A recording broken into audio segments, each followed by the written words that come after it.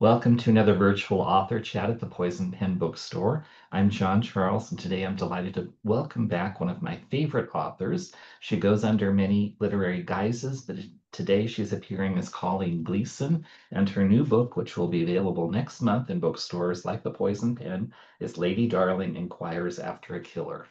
If you'd like to order a copy, we do have them on order at the Poison Pen. Just give us a call or go online. We'd be happy to hold one for you or put one in the mail. Now I'd like to welcome Colleen.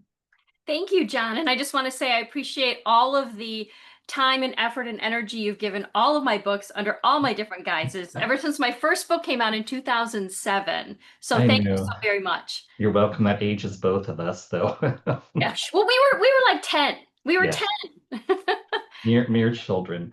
Now I know a lot about you, but there are people out there that don't realize you've had an interesting life before you became a published author. So let's talk about Colleen, who you were before you decided to become an author, and what it was like getting that first book published.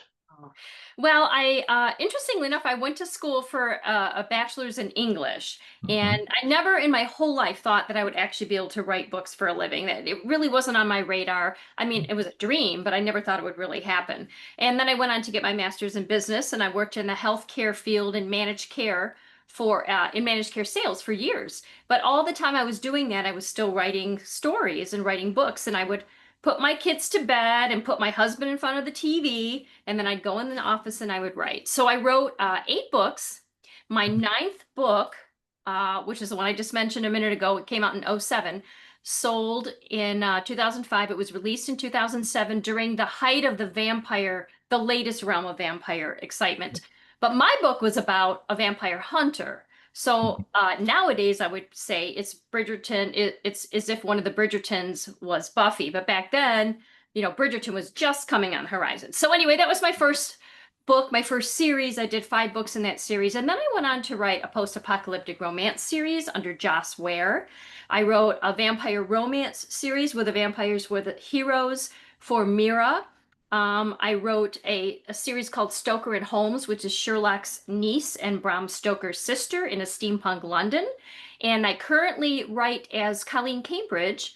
I write historical set mysteries with famous people as the sidekick for Kensington Books. Let's talk about your soon to be in bookstores and libraries, Lady Darling Inquires After a Killer.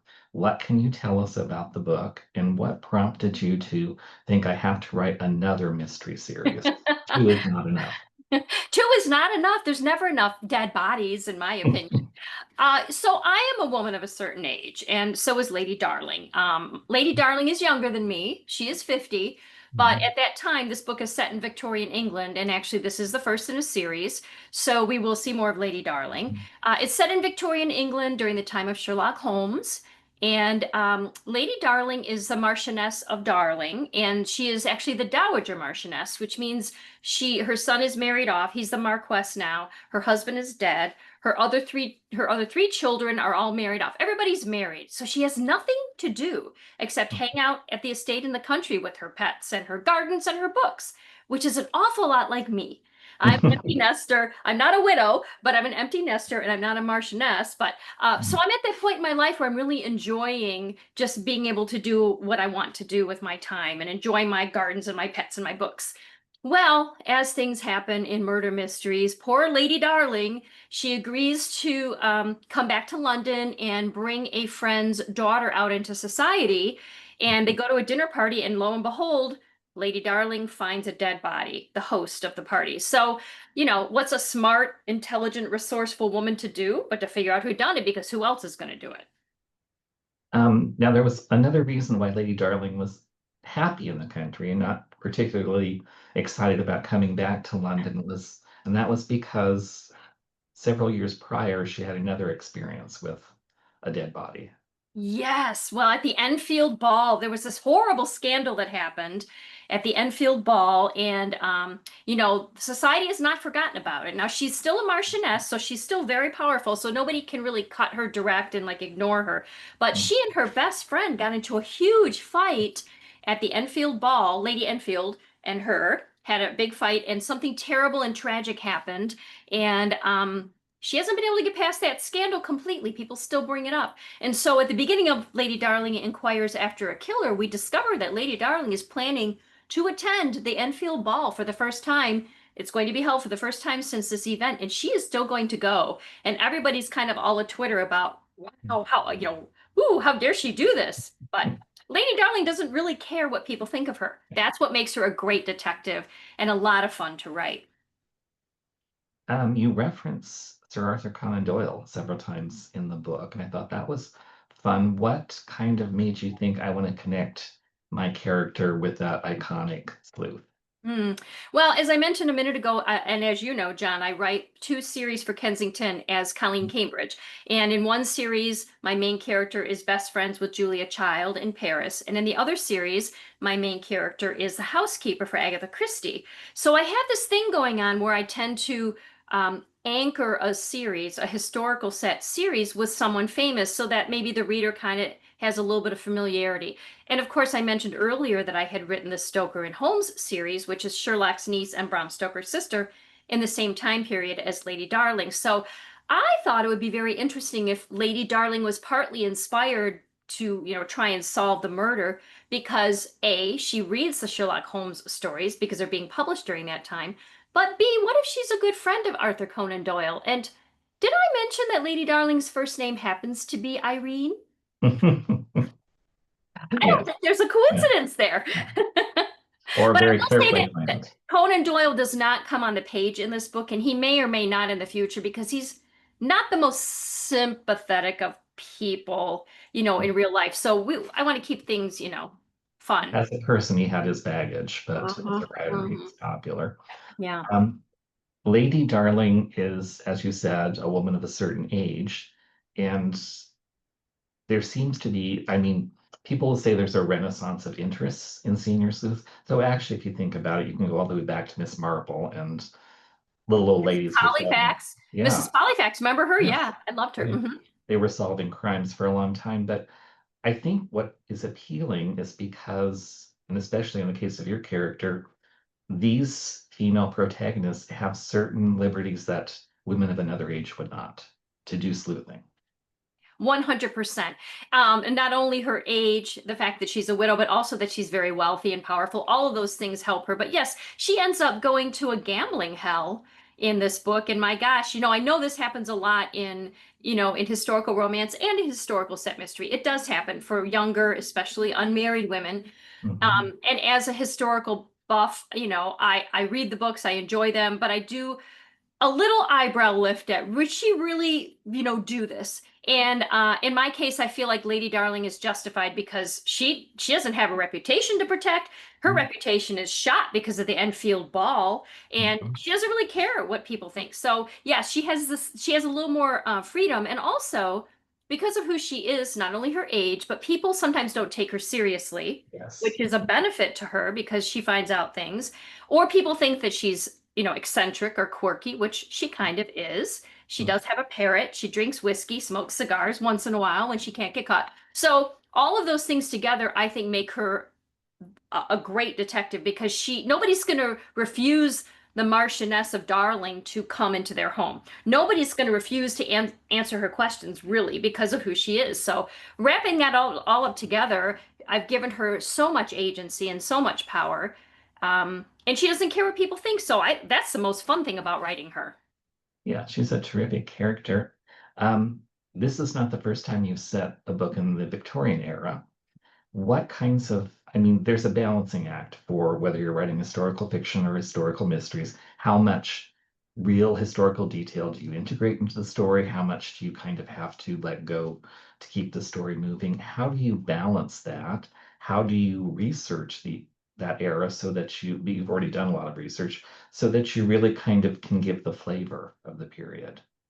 Well, a lot of the obvious things help to give the flavor, the clothing, Mhm. in particular. I mean, I'm sure many of the watchers are familiar with the Victorian era clothing, which is the corsets and the very heavy skirts, bustles. At one point, actually before my Lady Darling book, they had hobble skirts where the hem was so tight that the women could hardly walk. So the clothing and the modes of transportation are the initial things out the gate that kind of help to set the stage. But One of the things that I, kind of paid attention to in this book in particular was some of the laws about women, because Lady Darling is very much a feminist, and she's always preaching to her daughters. She has three daughters about all these things that women can't do and should be able to do. And we know that that was the beginning of the time when women were trying to get the vote. We also know that women were very restricted in what they could do financially and so on. So that does come into play a little bit in this book. So that brings the historical era closer to the whole idea of the forms of communication. They do have telephones in Victorian England at this time. Mostly it's just the wealthier people, and they're starting to get phone booths. But I use that a little bit in the book too, this form of lack of communication or form of communication to help drive home. This is a semi-restrictive time period. So that's kind of what I try to go to. And also, Conan Doyle was a real person, and the man who was found dead, he and his wife were unveiling a portrait that was painted of her. It really doesn't have much to do with the story itself, but the actual artist who painted that portrait, it was a real person and was well known for the types of paintings that he, supposedly did in my book. So, it's a little balancing. I try not to inundate the reader too much, but I like to remind them on a regular basis that, yeah, she's wearing a corset. It would be a lot harder for her to just bend over and pick up a clue than it would be for you or me. Um, is it, do you think advantageous as a writer for you to set your stories in the past because you can really focus on solving a murder, solving a crime through traditional methods rather than DNA or CSI or something like that? Oh, 100%. That is one of the reasons I love to write and to read historical set mysteries, because that's a whole nother layer Mhm. of the whole crime solving part. And, not that it's easy to solve a crime nowadays, but it's a lot easier. So you're exactly right. I get to spend time working on traditional means of detection. Also, just, the thought process of the detective. And also, at that point, they're just starting to understand psychology. Hercule Poirot would be, is such a proponent of that, but all of those things together, you give me a historical setting, you give me a couple dead bodies, you give me a romantic element, I'm a happy camper. And that's one of the best things about historical mystery is it's not just a phone call, it's Mm. not just a lab, running a lab, uh, Test. Yeah. test. Yeah. You have written in a number of different genres, historical mysteries, historical romance, contemporary mysteries. Is it simply because you have a short attention span, or was there actually some kind of plan to this? Why all these different kinds of stories? Because in one sense, it's a very smart move. You broaden your market, but I'm wondering if it also, in some cases, is a challenge because there will be readers who will say, I love your Agatha Christie mysteries. I'm not going to read anything with vampires in it. Yeah, all of those, both of those things are exactly true. Although I wouldn't necessarily say I planned the bouncing around of genre. A lot of that was out of necessity, because I would have series that would go a certain length, and then the publisher would say, "Well, we don't want any more," and that happened a lot. Fortunately, Kensington is extremely supportive of the two series I do for them, and I'm contracted well into the, for longer than any other series I've written. Let's put it that way. So I'm pretty happy about that. Um, and you're right also, people do not always follow me from pen name and genre to pen name and genre. But I will say that anyone who does follow me, there's always going to be these Mhm. core elements and themes of strong women getting stuff done. And also in all cases, there's some sort of partnership, whether it's a romantic partnership, a friendship, both, where you see people appreciating each other's strengths, and especially the woman, because a lot of the books I write are historical. So when you have people who appreciate a woman in a historical area who is strong and has her own agency and gets things done, you appreciate that. You're always going to have that strong women and the people who love and support her in their way. Even if you're reading my action adventure series about Marina Alexander, all the way to Lady Darling, all the way to Mina Holmes, everywhere in between, you're going to see that. So Mm. that's a Colleen book, whether it's Colleen Gleason or Colleen Cambridge. That's a Colleen book. So you anticipated my next question because I was going to say, even though you write different genres and subgenres, what you're talking about is they call it different things. They call it an author's brand, they call it an author's voice. There is elements that you've mentioned that are common to all of your stories. It doesn't matter as a reader whether you like one or other, you'll see them. The other thing that I think you probably would agree is that you do add humor to your stories. It's whether they're the vampire series, whether it's the historical mysteries. There was one example in the new book that it's very kind of sly and sharp, and I really appreciated it. At one point, one of the characters in Lady Darling Inquires After a Killer says, despite the plethora of English dukes that might appear in romantic novels, there were fewer of them than the fingers on my hands, Irene said. And if anyone is a romance reader, they'll immediately get the joke that you put into that book. And that's your humor that comes through. Thank you. I don't consider myself a comedic writer or a humorous writer. I try to put wit in there and Yes. levity, Mhm. so it's not going to be slapstick, but No. it's hopefully going to be that sort of, humor. Somebody else mentioned to me that they thought there was a line in the book where, so at one point in the book, Lady Darling gets abducted. And she's Mhm. telling her daughters about it later, but she doesn't actually say she got abducted because she knows if she says she got abducted, her younger daughter would be upset that she didn't get abducted too.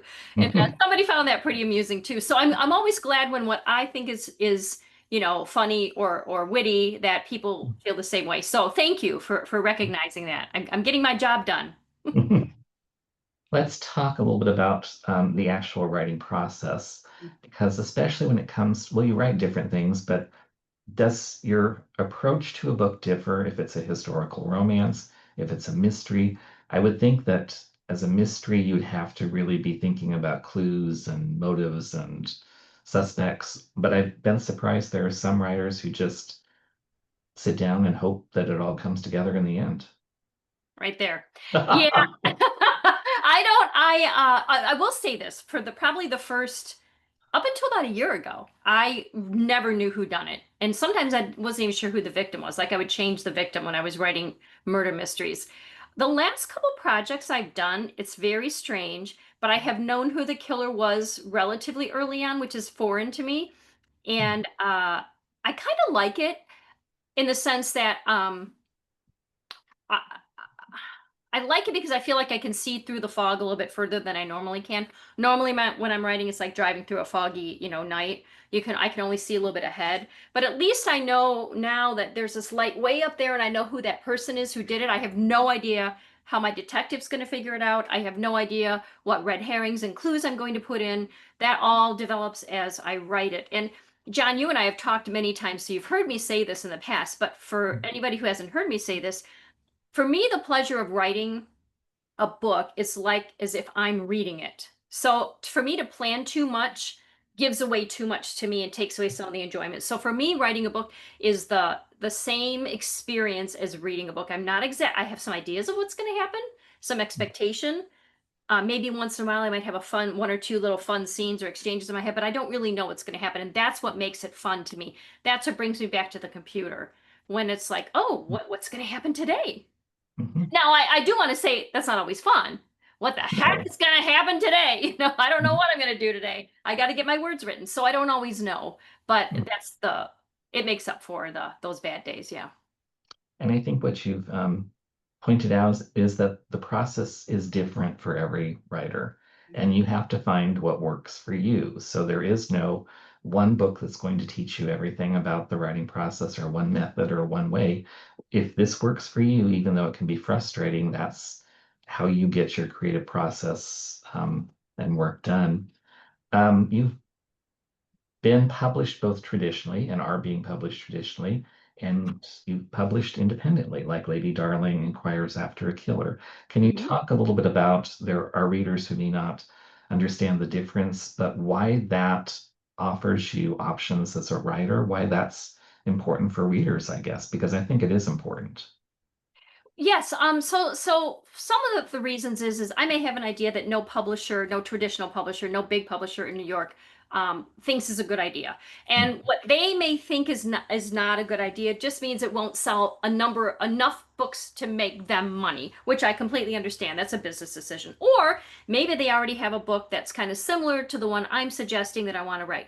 So when that happens, I have the option of publishing independently, meaning I can, because of the technology nowadays, because of ebooks and print on demand, I can make my books that I want to write that still get edited, still get laid out, still go through a professional process. I can make those available. And if I don't sell the, tens of thousands of copies that the New York publisher needs to sell to make money, I will still make some money.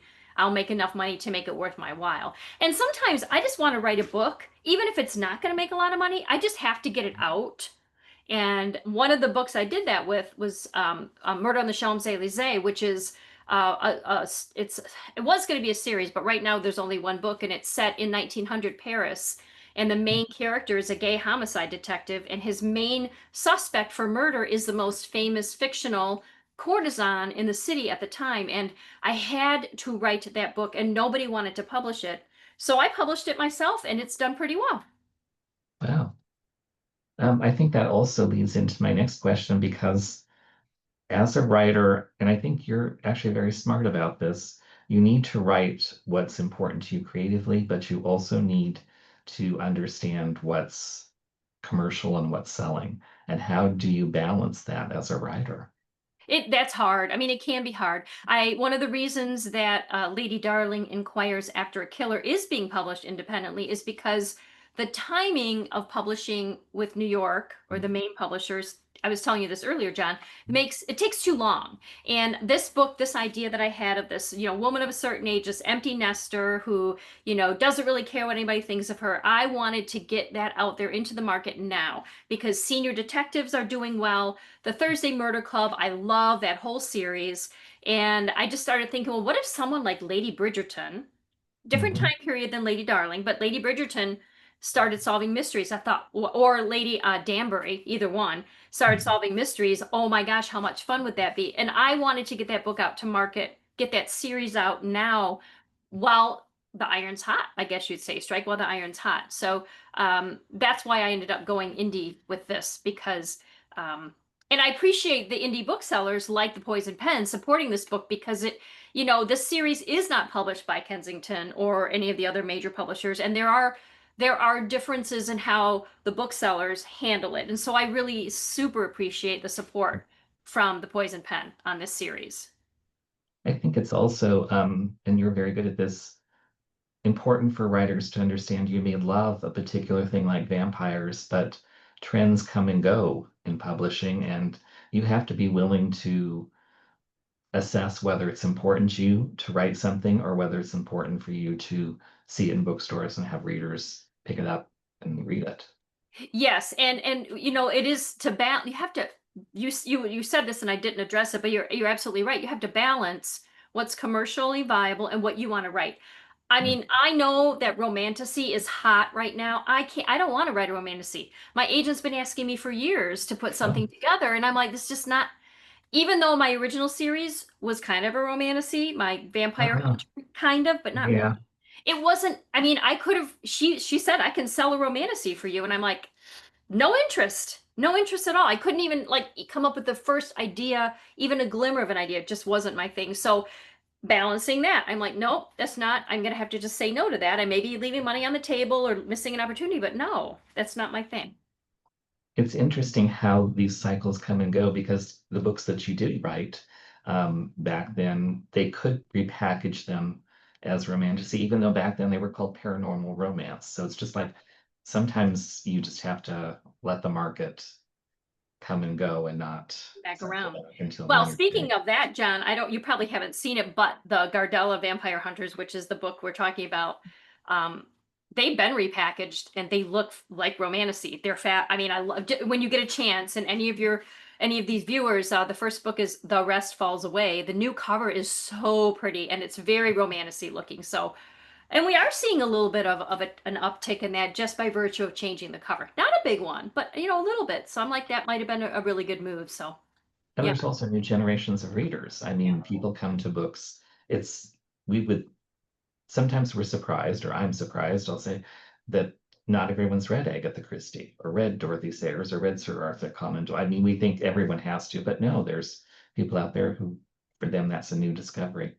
That's interesting because my 24-year-old daughter, no, she's 23, sorry, 23-year-old daughter just ordered 2 copies of Murder on the Orient Express. And I was like, wow. She said, yeah, my friend and I are going to read them together. She says, I feel like I need to read Agatha Christie. And I'm like, yes, thank you. Here she is, 23 years old. There's something else that I found interesting. When I was reading Lady Darling Inquires After Killer, I would just happen to look on the copyright page, and there was a little section called No AI Training. Oh, heck And no. yeah, and I think sometimes as readers, we don't fully comprehend, or it's not really something we worry about how we get the books that we read, but it is important. And this is something that really is impacting what we'll see in bookstores and libraries and how writers make a living. Yeah, it's awful. It's scary. Not only just the whole idea of this creativity being taken away and being given to robots, but the Mm. amount of energy that AI takes. Oh my God, like it's just I'm pretty anti-AI on many fronts. There are areas where I think it's probably helpful and useful, but definitely not in the creative arts. And also with the amount of, energy that it takes to do anything AI, it's I think it's just going to end up being a mess. So, yeah, it is a very hot subject in the writing world right now, and I'm sure in the bookstore world because you probably are going to have to look at that stuff, as It's booksellers.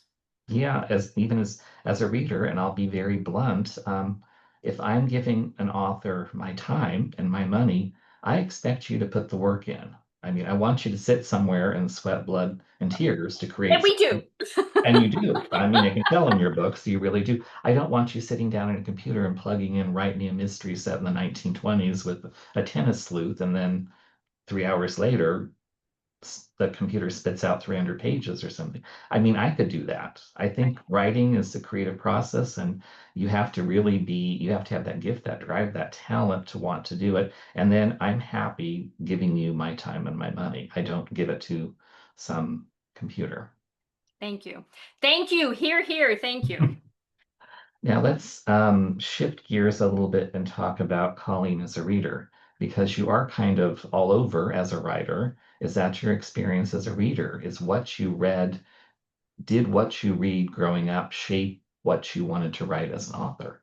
Well, yeah, I mean that for sure. I don't know if you can see right here on my bookshelf. These are all my Trixie Beldens. I was a Oh, huge Trixie Belden fan. And over here, I don't know if you know, did you know the Alfred Hitchcock and the Three oh, I Investigators? loved those. Yes, the Too. This is classic why we ones. get along so well. I knew this. Yeah. Yeah, these I ended up buying them off eBay, the vintage copies, because I had to have them, and I was reading them to my kids when they were in like upper grade school. So, Mm, so I read all the Little House books. I read Sue Barton and Trixie Belden, Nancy Drew, Three Investigators, Hardy Boys. So I read mystery and historical growing up, mhm. and I read Agatha Christie in middle school and on, and I read historical romance in high school and historical. I guess you'd call it historical fiction. You remember the Kent Family Chronicles, The Bastard, The Oh, Rebel. yes, John Jakes. Yeah. Yes. And Roberta Gellis, her Hmm. Rosalind series. Oh my gosh. So all of those formed my love for historical fiction, and the more dead bodies, the better. So yeah, so all of the everything that I read. Now though, I don't necessarily I was shaking my head earlier because I thought you were going to ask me if I read vampire novels. Never Hmm. have. Never liked vampire novels. I hate to admit it. I think I read like one Black Daggerhood brother thing. I think I read one Laurel K. Hamilton. I did read Dracula and I loved it. But I don't always read the genre I write in, partly because I don't want to feel I don't want to be what's the word? Susceptible to, Well, I don't want to be susceptible or for seepage, as my friend calls it, but I also don't want to feel crappy about my own work, be like, oh my God, I can never write anything this good. So I do read historical mystery and I write historical mystery. But I also read, like I read JD Robb. You can see her right here. She's an auto buy for me. I think you know that. And I read a lot of historical mysteries, but I never read YA. I read one romantasy novel that I didn't like, I didn't love.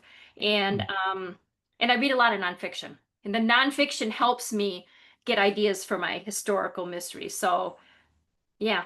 And I do a lot of comfort reads. So I reread a lot of things over and over because when I am taking a break from writing, I want to read something that's not going to disappoint me.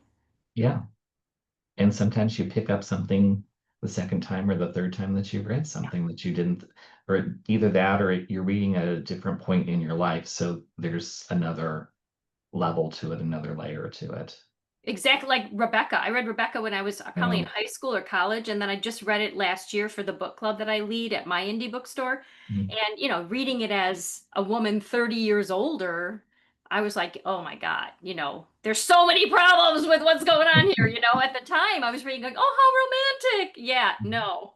and it's kind of interesting because the Gothic has been coming back too, Mm. again in mysteries and romance, and so nothing is really new. It's just reinvented, recycled, reborn for that. What's next for you as an author? How much can you tell us about what's coming next? Well, I would like to have the second Lady Darling book out, which is tentative. Well, it is titled Lady Darling Vexes a Villain, Ooh, sometime in 2026. But as Colleen Cambridge, I have the fifth book in my Fill It a Bright Mystery series, which is Agatha Christie's Housekeeper. Those are mysteries set in England in the 1930s. I will be at the Poison Pen, as you know, yes. on October 24th, promoting Two Truths and a Murder, which is an homage to Christie's Halloween party and takes place at a dinner party where someone wants to play two truths and a lie. And if you read Halloween Party, you can figure out how that goes. And then my An American in Paris mystery series, which is Tabitha Knight, a former Rosie the Riveter, moves to Paris after the Second World War and she befriends Julia Child, and they keep running into dead bodies. The fourth book in that series will be out in late April, early May, and that's In the Spirit of French Murder. And that, I had a lot of fun with that because we dive into the bowels of Paris, not literally the catacombs, which we did in the second book, but we go into the disreputable areas where there's all sorts of stories about weird happenings that I believe are true. I do believe they're true. I had so much fun writing that book. So that's what's happening on my docket right now. So three books between now and well, Lady Darling in September, Two Truths and a Murder in late October, In the Spirit of French Murder in April, May, and hopefully another Lady Darling sometime in 2026. Hmm. And how can readers best learn about what you're doing, what's coming next from you as an author? Are you on social media? I am on Facebook as both Colleen Gleason and Colleen Cambridge. You can find me either way. I'm also on Instagram as Colleen Gleason. And my website is colleengleason.com or colleencambridge.com. They go to the same place. And my newsletter will keep you up to date too. I'm terrible about sending it out, but I always send it out when I have a new release or when I'm going on tour. So you'll always get those important things. Well, 30 minutes has never flown by more quickly than it has with Colleen Gleason, one of my favorite writers. I'm just delighted she's taken time to share some information about her upcoming new project, Lady Darling Inquires After a Killer, and let you know that she's going to be at the Poison Pen later this fall in October with another Agatha Christie mystery. So I'd like to thank Colleen for taking time to visit with us virtually. And for those of you tuning in, thank you for joining us for another virtual author chat at the Poison Pen. Thank you. Thank you so much. And I can't wait to see you all in person in October. Thank you.